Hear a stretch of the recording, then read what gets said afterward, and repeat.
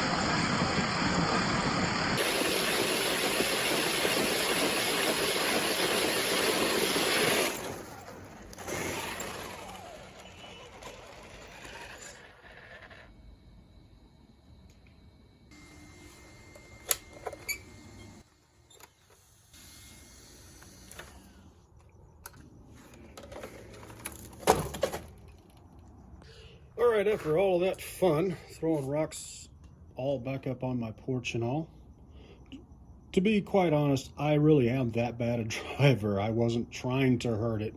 I just drive it like a maniac. 3-year-old. Yay.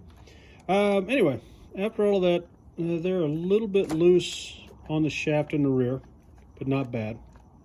But they are still tight. There isn't a whole lot of movement in there, and you can't twist it because, like I said, it's just got a cross pin in there. But it kept the dust out for the most part from the looks of the dust rings that are on it, so you shouldn't have a big problem with it squeaking when you go around corners. I did as much as I felt comfortable with as far as bashing it. I know everybody says, oh, you got to jump. Well, unless you land on the throttle when you jump, which I generally don't, just out of practice, you're not going to do really that much to your drive shafts, not near as much as on and off the throttle, going around corners, hard reverse into hard forward.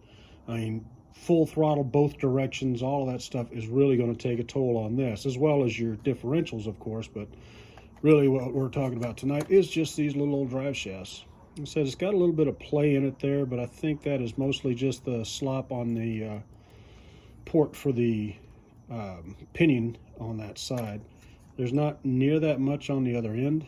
I think that's mostly just that I've been beating on this poor truck for a couple of years now. This one has the heavier aluminum casting in the back, as well as the heavy aluminum arms and all of that stuff. So it's not completely stock, but it's pretty freaking close. Anyway, it looks like the drive shaft held up fine. I'll get this all edited up. If you guys have got any questions, you know how to get a hold of me. Drop them in the comments below. I appreciate that. I was going to do a torture test on the cheap parts truck with the front drive shaft from Hot Racing, but it really didn't seem like it was going to be all of that big a deal. It's a front drive shaft. You don't put near as much twist on that as you do when you're heavy and you're on the rear axle. When you're really trying to dig out of something, you generally don't do as much damage to those front drive shafts. So I'll do it, of course, but it just didn't seem like it was near as important as doing the rear drive shaft test on the Yeti. I really wish this thing had fit on the SCX-10-2 like it's supposed to, or the SCX-10 with the 12.3 wheelbase. It's just too long to fit.